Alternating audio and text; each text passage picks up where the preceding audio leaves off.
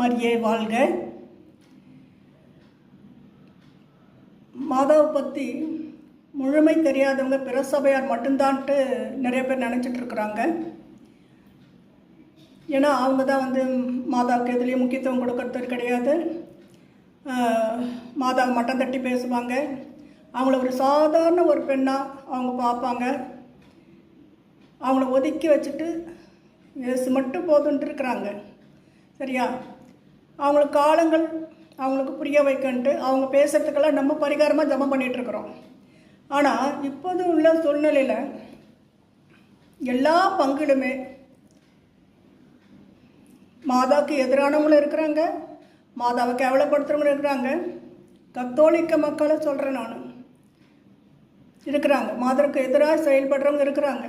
அதனால் எல்லோரும் கவனமாக இருங்க. மாதாவை கேவலப்படுத்துகிறவங்க கூட அவங்க கூட போய் நிற்க வேண்டாம். புரிஞ்சுதா? மாதாவுக்கு எந்த இடத்துல கேவலம் நடந்தாலும், அவமானம் நடந்தாலும், இந்த மாதாவுக்கு எதிராக எதனா பேசினாலும் கத்தோலிக்க மக்கள் நம்ம கூட நிற்கிறவங்கள அப்படி இருக்கிறாங்க போது நம்ம தான் எதிர்த்து கேட்கணும். சரியா? நெக்ஸ்ட்டு, எல்லாருக்குமே மாதா பற்றி முழுமை தெரியல. தெரிஞ்சவங்க கொஞ்சம் பேர் தான். ஆனால் தெரியாதவங்களுக்காக தான் இந்த மெசேஜ் போடுறேன். மாதமா ஆகட்டும் என்று சொல்லலைன்னா ஆண்டவராக இயேசு கிறிஸ்து விண்ணுலகிலிருந்து மண்ணுலகிற்கு வந்திருக்க முடியாது. ரெண்டாவது, மாதமா வயிற்றில் 10 மாதம் மறைக்கப்பட்டிருந்தார். 3 ஆணிகள் அறையப்பட்டன ஆண்டவராக இயேசு கிறிஸ்துக்கு.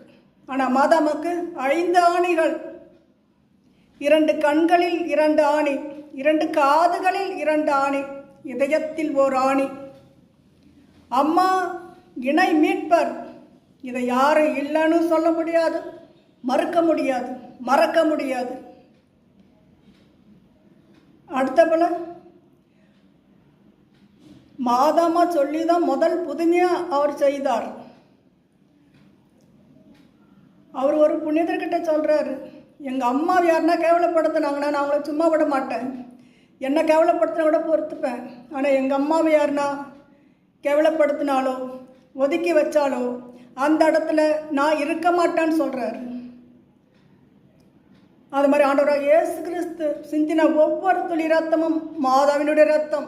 இதை யாரும் மறக்க வேண்டாம், மறக்க வேண்டாம். அதனால் மாதாக்காக போராடுவோம், மாதா பிள்ளைகளாய் வாழ்வோம். மாதாவுக்கு எங்கே